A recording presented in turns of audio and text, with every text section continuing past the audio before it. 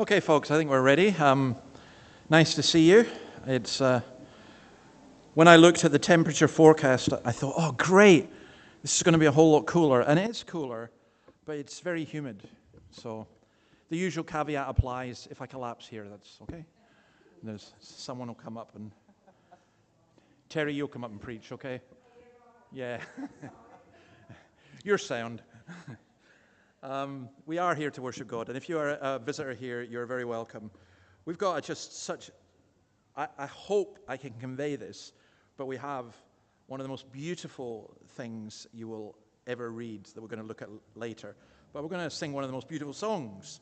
The song is 10,000 Reasons. Let's stand and sing this to God's praise.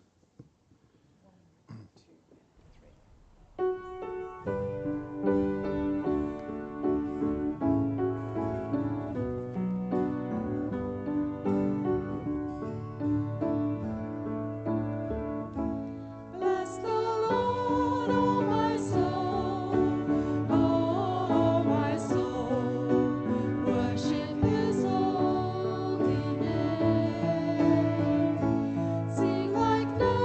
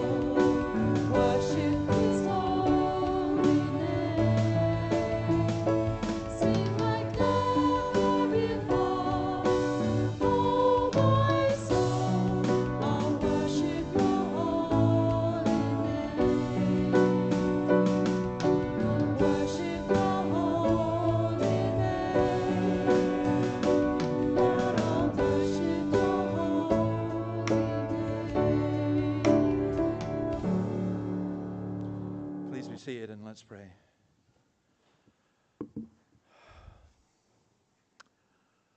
Lord, what a great beauty it is to be able to realize that you are slow to anger. You are rich in mercy.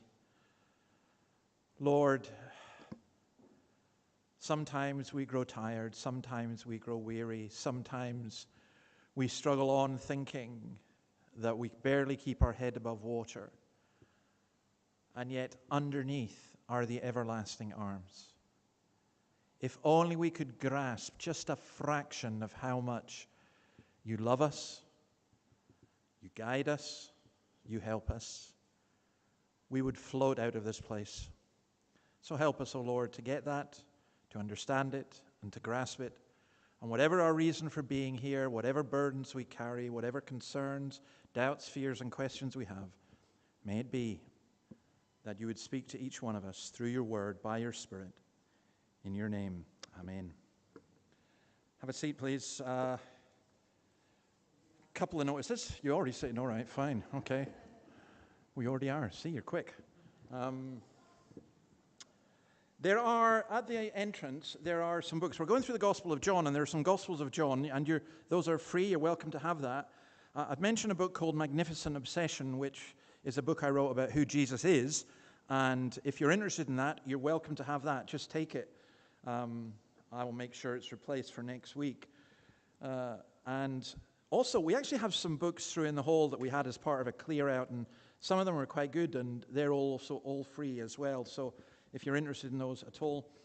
And then we put up the services online, and I usually do that with the sermons as well.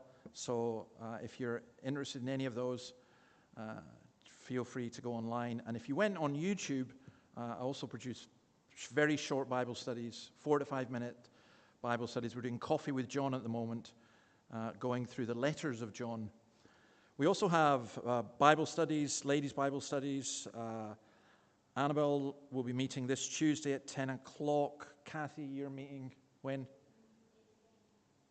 Thursday night here at 7. And we still haven't got a men's one going yet, so any men who are interested, please let me know. We're going to read this passage I mentioned, John chapter 10, verse 1 to 21. And Matt is going to read that, and then after that, Terry will pray.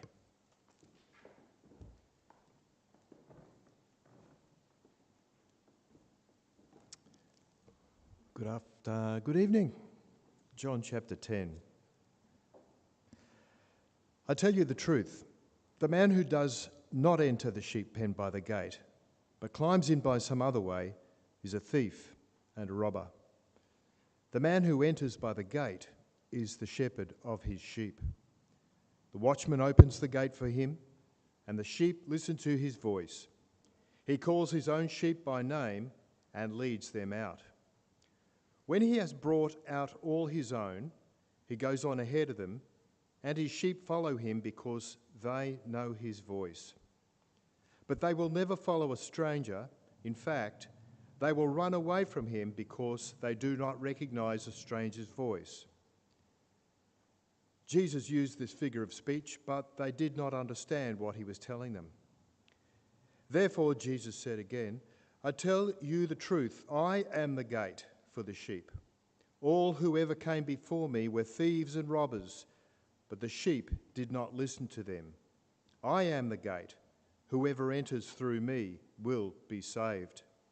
He will come in and go out and find pasture.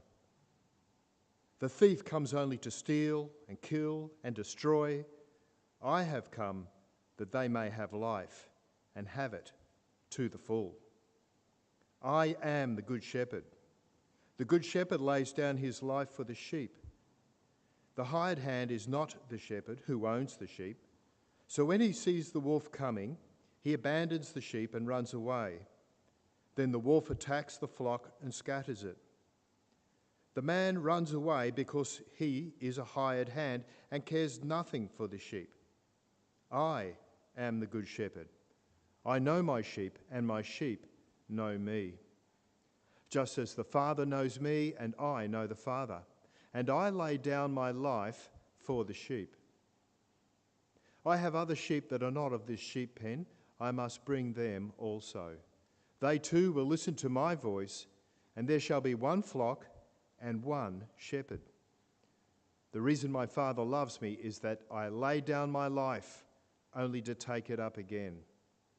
No one takes it from me, but I lay it down of my own accord. I have authority to lay it down and authority to take it up again. This command I received from my Father." At these words, the Jews were again divided. Many of them said, "He is demon-possessed and raving mad. Why listen to him?" But others said, "These are not the sayings of a man possessed by a demon. Can a demon open the eyes of the blind?"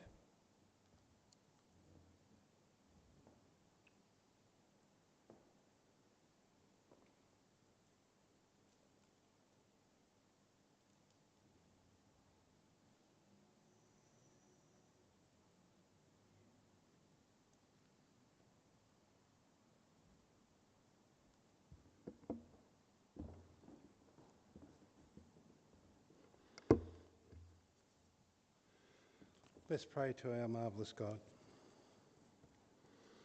Our gracious and loving Heavenly Father, we come to you today in the name of Jesus. We thank you for the gift of this day, a day of rest, reflection and renewal in your presence. We opened in song today that we praise you with all our inmost being and bless your holy name. Lord, we know that you're right here with us right now, and we've met together in your name, and we gratefully acknowledge your presence. But you're with us not only when we meet together here, you're with us out there in our everyday world, day after day, and we thank you. And we do need you, Lord. We need your presence. We need your mercy and your grace. We've done nothing to deserve your mercy, but we thank you for it. If we all got what we deserve, and we'd never have eternal life and the hope of heaven. We'd never have your presence with us. We'd never have forgiveness of sins, and we'd be lost without you in the world. We don't ask for what we deserve. We ask for your mercy and grace. We're so thankful that you sought us and found us and drew us to yourself. And as we prepare ourselves in undeservedly asking for your answer to our prayers, we thank you for forgiveness of sins and our new life in Christ. When we look around us at our world, we're often troubled and concerned. We know that we're in a struggle between good and evil around the world. Lord, each week we pray for a particular country where people are suffering, persecuted, downtrodden, unjustly treated or oppressed. Lord, we pray for your intervention in those locations and ask that you would give wisdom to those that are attempting to give guidance and direction to the conflicts. Please, Lord, bring an end to violence and death and suffering, and may there be peace and safety. Our world desperately needs you. We pray for your kingdom to come and your will be done on earth as it is in heaven. But we need you too right here at home in our community. There is strife and ungodliness around us. They need you and they need us. So help us to be faithful to them and to you. Right here in our church, our own church family at Hamilton, we have all kinds of needs. There are many that are facing physical problems and they need your healing touch and your touch on them emotionally and spiritually to encourage and uplift them. Some are facing major life challenges and they need the assurance of your presence with them. Some are facing financial difficulties and they need your direction and guidance. Answer prayer for them in special and definite ways. And Lord, for each of us, look down inside and see where the hurts and are with our feelings, the discouragements and the frustrations and all the ways that we need you. Meet each of us at the very point of our need today. Lord of all wisdom, today we lift up David to you. We ask that you fill him with an abundance of divine wisdom, knowledge and revelation. Father, inspire him to discern deep spiritual truths and mysteries. Provide him with the ability to bring the word of truth with clarity, power, and your authority. Let your Holy Spirit guide his thoughts and reveal insights that will bring life and transformation to those who hear. Please, Father, protect him from burnout and remind him to find rest in your presence. Lord, refresh his mind, body, and spirit. Let him experience the peace that surpasses all understanding. Father, we come before you as your servants who you have chosen to lead in the various ministries in which we have been placed. We pray for humility in acquitting those ministry responsibilities to which you have called us to, free from pride and entitlement. We pray for our church and many decisions and plans that are being made. We need divine wisdom and direction, so we pray for those leaders of our church. Help us to be the kind of church that you want us to be.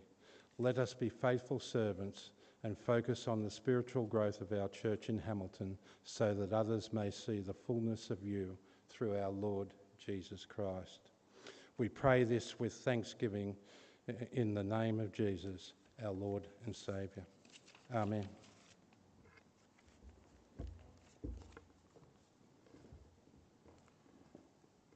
Thanks, Terry. Okay, we're going to sing, before we look at God's Word, the song, Speak, O Lord.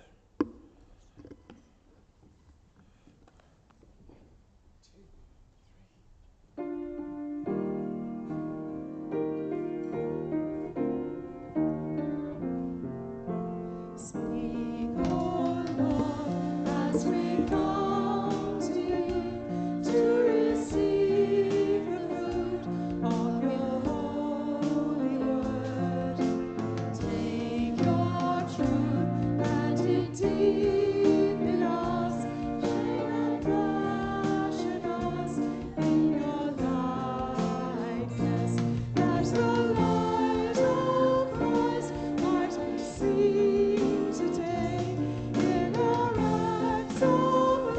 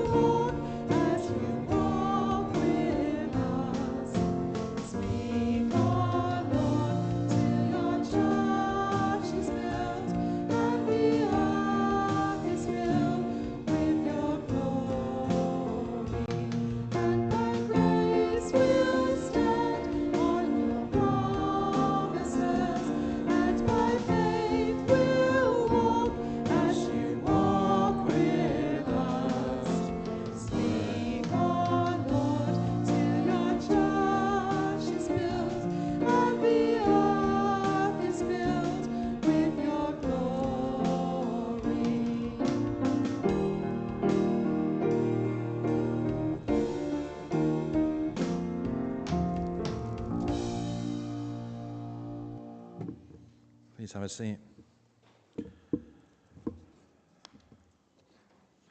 I should mention that we will have an opportunity, a short time for questions, Q&A if you want, and my mobile number is 0431 887 321, but we'll put that up later as well, and you can text them in if you don't want to say any question or comments, or we might not have any.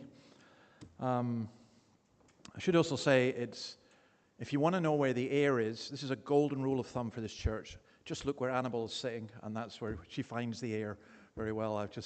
I've noticed when I sit down, there's this lovely cool air coming down, and when you're up here, it's just a lot of hot air coming up.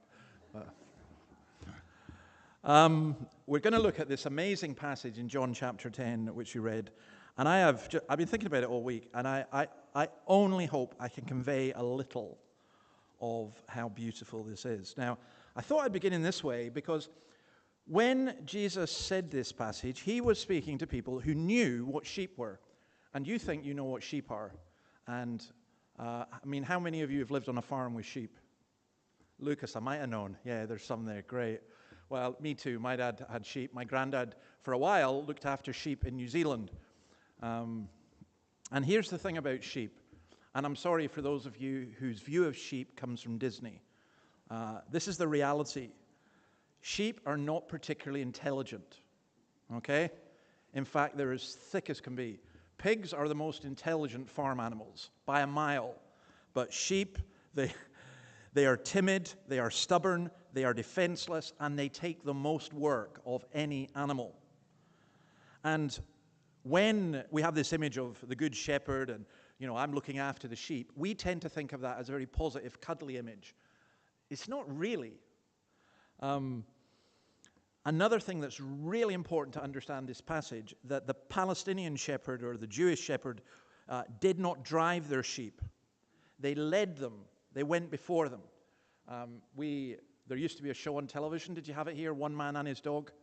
No, you didn't have it. It was basically sheepdogs, sheepdog trials. You must have had sheepdog trials. Surely, yes. You're a civilized nation. You have to have sheepdog trials. So I think it's the most incredible thing in the world to watch a shepherd whistling his dogs to get the sheep to go into a pen. They didn't do that. How they did it was the sheep followed them. That's very important. Now, the other thing is this, that the very existence of the sheep depended on the shepherd and his 24-hour-a-day care. The shepherd couldn't leave. They had 24-hour-a-day care. That's important in this. Matthew 9:36, Jesus says this, when he saw the crowds, he had compassion for them because they were harassed and helpless like sheep without a shepherd. Sheep without a shepherd are harassed and helpless. Now, just a little bit further, I'm sorry there's so much background here, but there's just a little bit further background about the actual shepherd. He had a scrip, which was a bag. I was talking to someone this morning about a man bag. Well, this is not a new thing. They had man bags. And it was a bag made of the skin of an animal. He carried his food.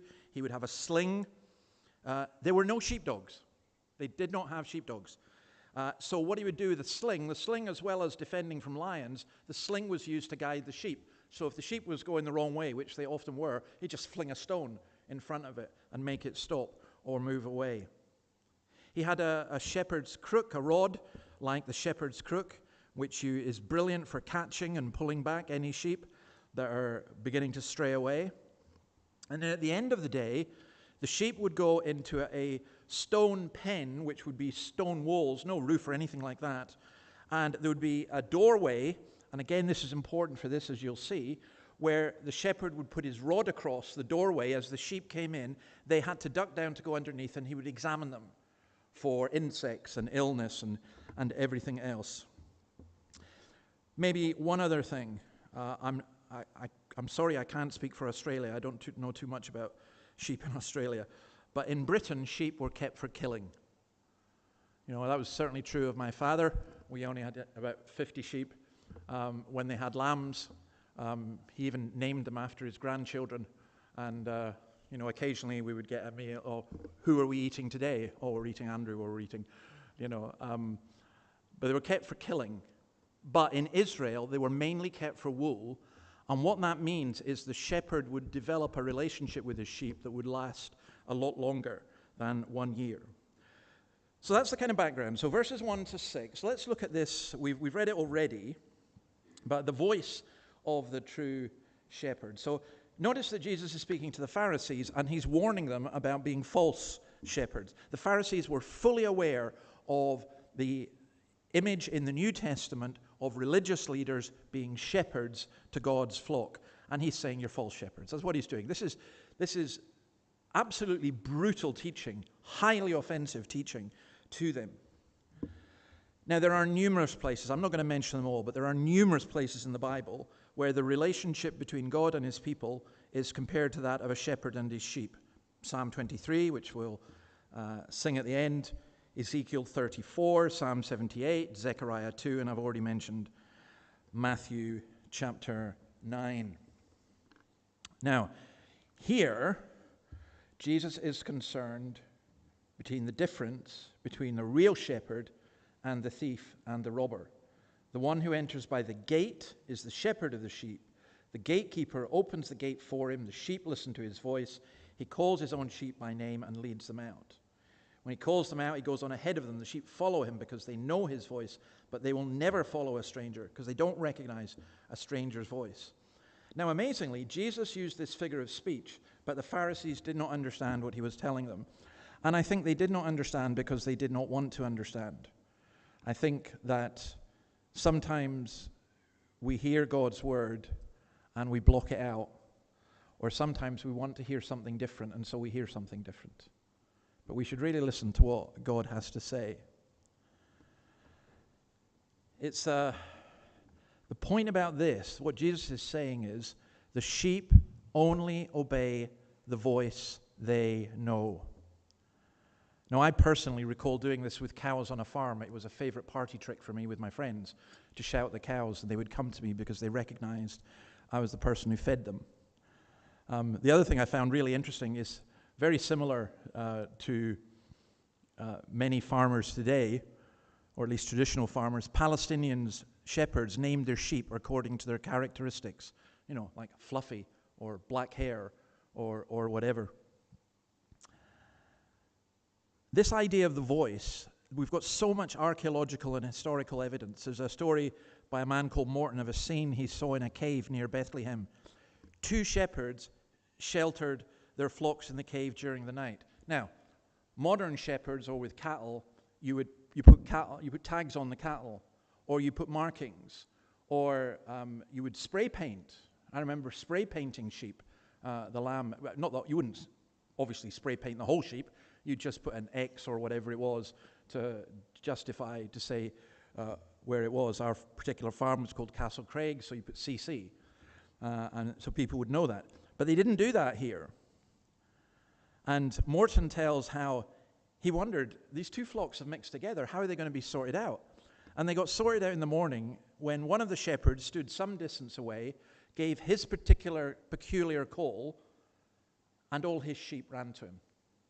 And that's what Jesus is saying here. He is saying that when he speaks, having come from God, that those who belong to God will hear what he is saying, and others won't. And by that, he's implying the Pharisees.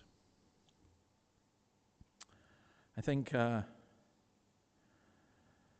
it is important for us to understand this notion of the voice. We're not going to sing it tonight, but we've sung before, and hope we'll sing again the beautiful hymn, I heard the voice of Jesus say, come unto me and rest. You hear his voice, and he comes. My greatest prayer for every single person here is that not that you hear my voice, but that you hear the voice of Jesus. And then verses 7 to 10, Jesus changes the image, and he says he's the gate for the sheep. I am the gate for the sheep. All who've come before me are thieves and robbers, but the sheep have not listened to them. I am the gate. Whoever enters through me will be saved. Now, what's he mean by that? And again, allow me to use a story from the ancient Middle East. A man called Jordan Adam Smith talks about how in the early 19th century, he was one day traveling with a guide and came across a shepherd and his sheep. He fell into conversation with him, and the man showed him the fold into which the sheep were led at night. It had 4 walls with a way in. And this man, he actually became a lord, Sir George, said to him, "That's where they go at night." "Yes," said the shepherd. "And when they're in there, they're perfectly safe." "But there's no door," said Sir George. "I am the door," said the shepherd. Now, he wasn't a Christian man. He was not speaking the language of the New Testament. He was speaking from an Arabic culture, but very similar. And Sir George looked at him and said, "What do you mean, I am the door?" The shepherd said, "When the light's gone and all the sheep are inside, I lie in the open space, and no sheep ever goes out but across my body, and no wolf ever comes in, lest he crosses my body. I am the door," or "I am the gate. They will come in and go out and find pasture. The thief comes only to steal and kill and destroy. I have come that they may have life and have it to the full." Now, let me make a couple of just observations here. First of all, it's incredibly easy to destroy. It's incredibly easy to deconstruct. It's incredibly easy to wound and hurt people. It is difficult to build up. It's difficult to strengthen. And the false shepherd comes and destroys. The true shepherd comes and brings lives. And the life, I've come that they may have life and have it to the full, or as I put on the sign outside, have it to the max. What is an abundant life? What is a full life? So, the trouble is that very often Christians will say to non-Christians, "Come to Jesus and you'll have a full life."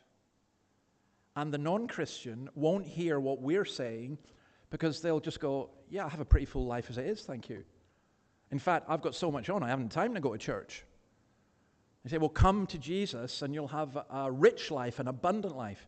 Well, actually, I've got a pretty abundant life at the moment. I've got my music, I've got my family, I've got my job, I've got the beach, I can go surfing, a whole bunch of different things. And the Christian comes and says, "Yeah, but we can give you those things, but not those things." And it doesn't make sense. And I think here, when Jesus is talking about abundant life, he is not talking about abundance of things. In fact, abundance of things can sometimes lead you away from God. What he's saying is, it's a satisfied life, one that's genuinely, truly satisfied in a deep, deep way, in such a way that it can never be taken away. So most people, when they say they have a full life, they're not lying. And often when they say they're rich, they're not lying. The trouble is, almost everything they have can be taken away. And Jesus says, "No, I've come to give you this full life." Now, by the way, you asked the question, how do you get that? We were looking at this morning in Acts 16. By being a brilliant sheep, a beautiful sheep, or an energetic sheep. Sheep are none of those things. That's not how it works. You get it by just being a sheep that follows the shepherd. It's as simple as that. One other thing here, there's an implied security. They will come in and go out. To be able to go in and come out is describing a life that's absolutely secure and safe. Some of you will have lived in areas of a country or lived in a city where to go out at night, you can't really do that, or if you have to be careful. There's an incident in Mayfield today, apparently, where the police have asked residents to stay in their home because there's something going on and it's just not safe for them to go out. To be able to go in and go out as you please is a mark of security, a life that is absolutely secure and safe. That's why Psalm 121 verse 8 says that God will keep my going out and my coming in. I don't know if you do this, but I would highly recommend you do it. Whenever you get in a car, you realize it's a death trap. Whenever you go on a plane, that's worse. I can guarantee you, I always do the plane thing. I don't always do the car thing. I need to remember to do it. But what the old Remember, people used to talk about praying for traveling mercies. You should always do that. Lord, keep my going out and my coming in. And then verses 11 to 13, there is this contrast between the good shepherd and the bad shepherd. The good shepherd lays down his life for the sheep. The hired hand is not the shepherd and does not own the sheep. Now, this is not talking about someone who's seeking to do harm, but it's someone whose job. When he sees the wolf coming, he says, well, I'm out of here. He abandons the sheep and runs away. Then the wolf attacks the flock and scatters it. The man runs away because he's a hired hand and cares nothing for the sheep.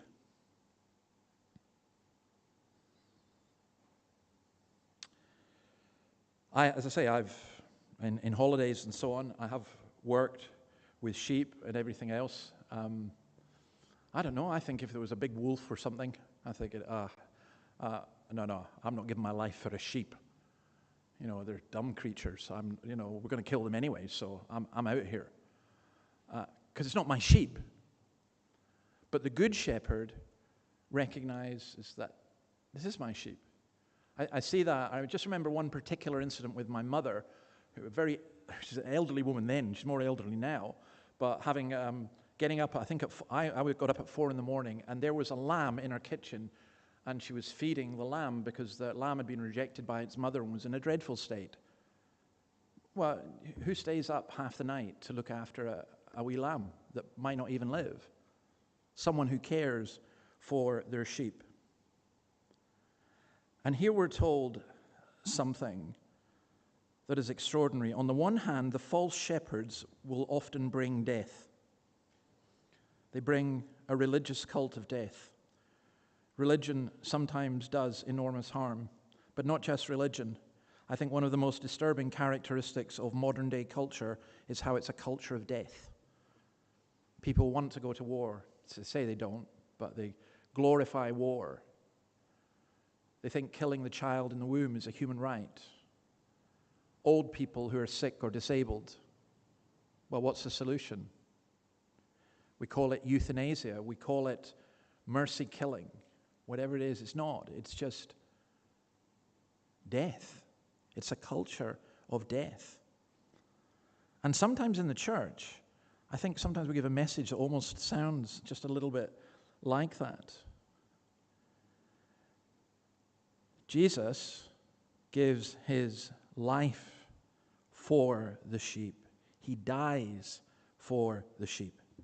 And that's why verses 14 to 18, he again makes this contrast. I am the good shepherd. I know my sheep, and my sheep know me. Now, just as the Father knows me, and I know the Father, and I lay down my life for the sheep. These are some of the most extraordinary verses in the whole Bible. Why? How did Jesus know his Father? The Trinity is the most intimate, personal relationship that has ever existed anywhere. The Father knows the Son. The Son knows the Father. And Jesus is saying here that I know my sheep know me, and that is analogous to the relationship between the Father and the Son. It's a depth of knowledge that's actually quite scary. And I'll tell you why it's scary. Because I hear prayers, and I hear people talking, and I hear myself doing the same thing. And you know what we're doing? We're talking about Jesus. We're not talking to him. We're not talking about an intimacy of knowledge. I hear people talking about the gospel, and they're not talking the gospel. Have you ever had that experience when you're with somebody and they talk about you when you're with them? You know, it's a really weird thing. You know, it was sometimes, there was a play, a very well-known play called Does He Take Sugar?, which was about a young man in a wheelchair, and the person who was his carer, the person who was pushing him around in the wheelchair, wasn't a motorized wheelchair in those days, people would come up and talk about the person in the wheelchair. Does he take sugar? Well, he's there and he can talk and he can, answer that. And I think there's a sense in which sometimes we are in enormous danger, even when we come in to worship God, that we talk about. We don't talk to, and we don't talk out of an intimacy of knowledge. I think that's why Paul, at the end of his life, said, I want to know Christ. And I cannot think of a greater need that I have than to know Jesus better. And I think if you're a non-Christian, please don't look at Christians and think, oh, they've got it all sussed. There might be some Christians who think that, but we don't have it all sussed. And our desire is to know Jesus even deeper. I think that this talk about the relationship between Jesus and the believer is one of the most astonishing statements in the whole of Scripture. In Psalm 139, verses 15 and 16, it says that God knows us even when we're in the womb. He knows us so intimately that he knows our fears, he knows our past, he knows our future. We go to God in prayer and we pour out our heart to him, not because we're telling him something he doesn't know, but because we are talking with him, because we're sharing in that relationship with him. It's a little bit like a parent with a young child, and the young child is telling them, this is what I did at school, and this is what I want to eat, and this is what... And you've heard it all, you know it all, and yet having the child talk to you is just a beautiful and intimate thing. And he says then we listen to his voice. Os Guinness uses this wonderful story about Ingmar Bergman, the great Swedish filmmaker. So one day, Bergman was listening to Stravinsky. Sometimes I feel I ought to come and tell you about my dreams because they're so weird, and somebody here could interpret them. But this was a pretty weird dream, but it's understandable. So he then had a dream, or he said a vision, of a 19th century cathedral. So he's got the music of Stravinsky, he's got this 19th century cathedral, and Bergman is wandering around the great building. Now, Bergman was an atheist, and he comes before a picture of Christ, and he realized it's important, so he said to the picture, speak to me. I will not leave this cathedral until you speak to me. The picture did not speak, and Bergman, when he woke up, produced his most famous film, The Silence. And The Silence is about God not speaking. And it's about characters who despair of ever finding God. But the Lord does speak to us. He speaks to us through Christ. And in the words of Francis Schaeffer, he is there and he is not silent. And then there's the Lord's motto. Look at verse 15. And I lay down my life for the sheep. Verse 17. I lay down my life. I lay down my life. His mantra is, I lay down my life. I am come that they may have life, and I lay down my life. Jesus didn't die involuntarily. Jesus wasn't held on the cross by the Roman nails. He wasn't held on the cross by the hatred of the Jewish leaders. He wasn't held on the cross by the crowd around. Jesus was, and he wasn't held on the cross either by the wrath of his Father. Jesus was held on the cross by his love for his people. I lay down my life. That's why he says, I am the good shepherd. And that's why this next bit, for me, is just an absolute gem, because there are two words that are used for good here. One is a Greek word, agathos, which means good, morally and intrinsically. Are you a good person? But the other is the word kalos, and kalos means beautiful. And some would want to translate this, I am the beautiful shepherd. I love that. He's the gate, he's the door, he's the good shepherd, he's the one who lays down his life for the sheep. And that's why he is beautiful.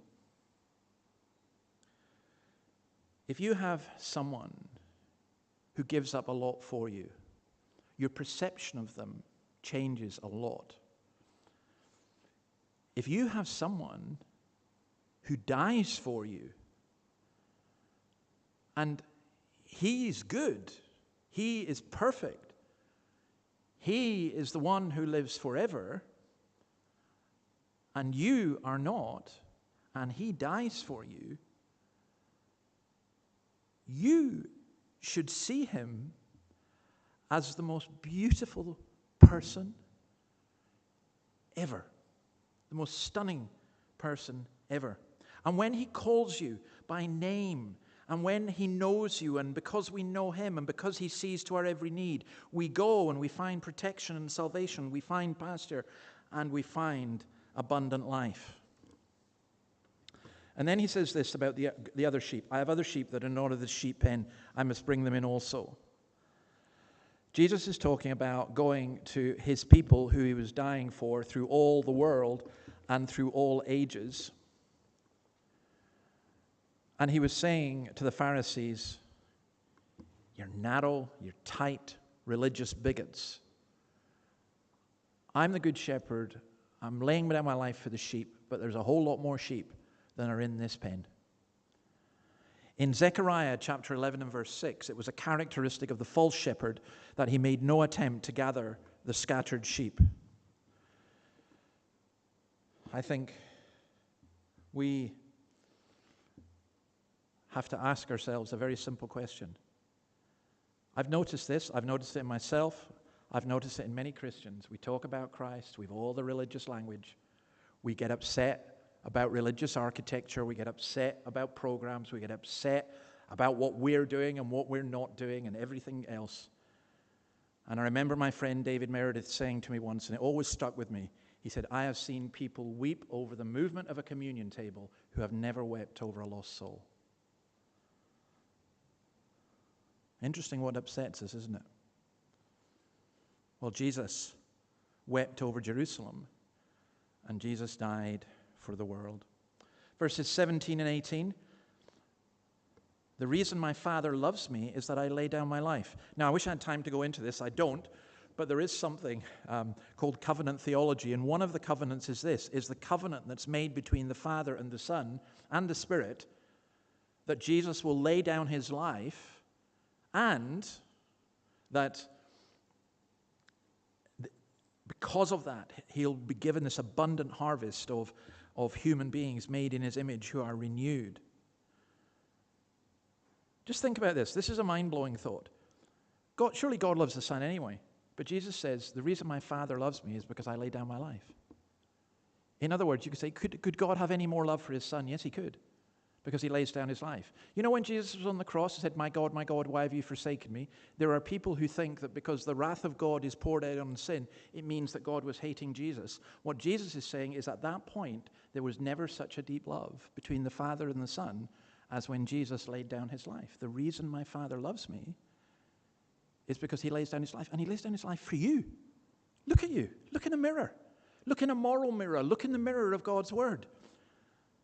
And God loves the Son. God the Father loves God the Son because he lays down his life for us. Jesus' whole life is an act of obedience to God. Jesus always saw the cross and the glory together. Jesus chose to die. You know, we talk about choice and death.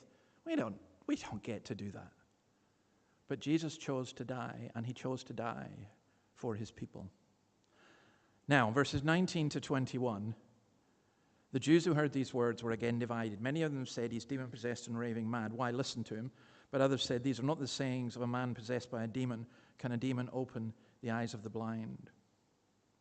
The words of Jesus are not the words of a madman. The deeds of Jesus are not the deeds of a madman. And the effect of Jesus is not the effect of a madman. Jesus is the perfect sanity of God. But because we live in a mad world, there are people who love the madness of the world more than they love God. They love their sin more than they love God.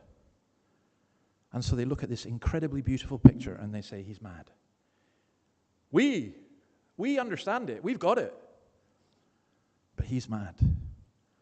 And you know this? I don't know of a stupider statement that anyone could make. And yet it's made all the time.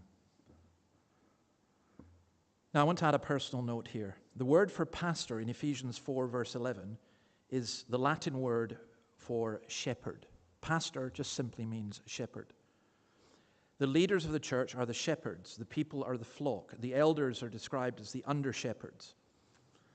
It's the duty of somebody like me and the elders to feed the flock of God, to accept the oversight willingly and not by constraint, to do it eagerly and not for the love of money, not to use it for exercise of power, and to be an example to the flock, which is why when abuse occurs in a church of any kind and it's done by a church leader, it is possibly the most blasphemous thing that could ever be done, because they are mocking the shepherd. It's why be very careful about wanting to be in church leadership. It is a burden that no man could bear unless God gave strength. It's why in John 21, when Peter was reinstated, Jesus said to him, "Go, feed my sheep." There's an attack on the flock of God from within, from the false shepherds, as there is an attack from without. I also think of this. When we say that about the under-shepherds, if you're part of this congregation, you're part of any church, you are God's sheep. You're not my sheep. Christ is your shepherd. The best that I will ever be is a hireling. I get paid to do this. I think I would do it if you didn't pay me, as long as you fed me, and made sure I had something to live on. But it doesn't matter. I'm still a hireling. Christ is the only one who's going to give his life for you and who can save you from your sins. Maybe I can just say something about evangelism as well. You know that well-known Christian hymn, Little Bo Peep lost her sheep and didn't know where to find them? What does it say? It says, "Leave them alone and they'll come home dragging their tails behind them." I think that's the method of evangelism that a lot of churches use. Let the sheep come. Leave them alone, and they'll come. It's not. That's not how we should do evangelism. I think we reach out because we know that God has many sheep that have not yet been reached. And I think in two ways. Let me tell you one of the most beautiful verses of all. Isaiah 40, verse 11. He tends his flock like a shepherd.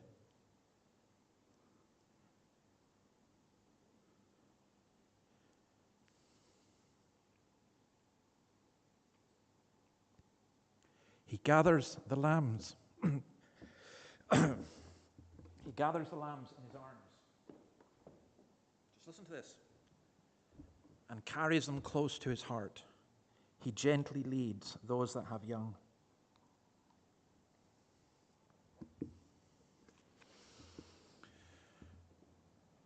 It's why we should care for children. It's why we should care for parents. He gently leads those that have young. I hear sometimes people go, "God has no grandchildren." Absolute rubbish. If God cares for you, do you not think he cares for your children?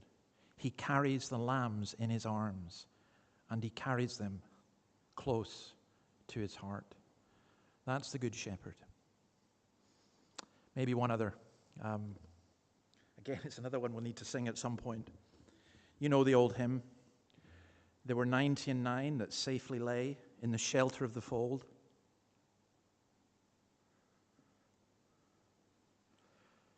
But one was out on the hills away, far off from the gates of gold.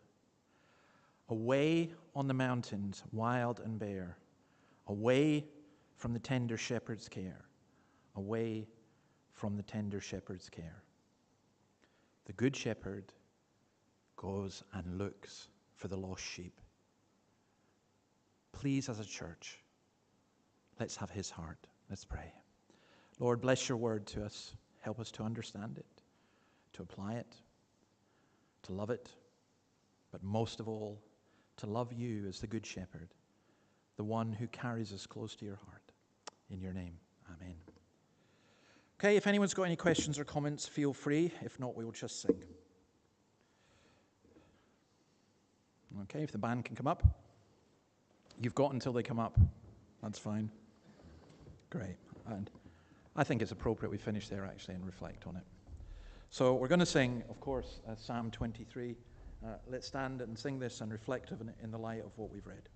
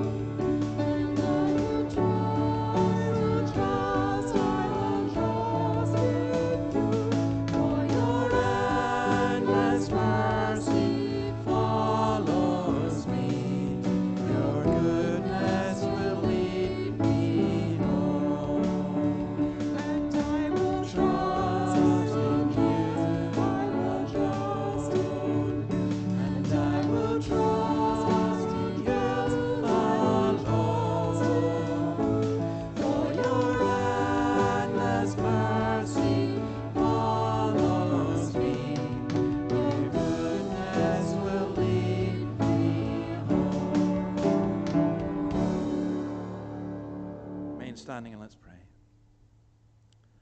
Lord, you are the good shepherd. We're not the great sheep, but you are the good shepherd. And you call us, and we follow you, and we trust you. Absolutely. You will protect us from evil. Even though we walk through the valley of the shadow of death, you will be with us. Your rod and staff will comfort us. May it be that each one of us here knows you, and if we don't know that, may we not go from this place without crying out to you.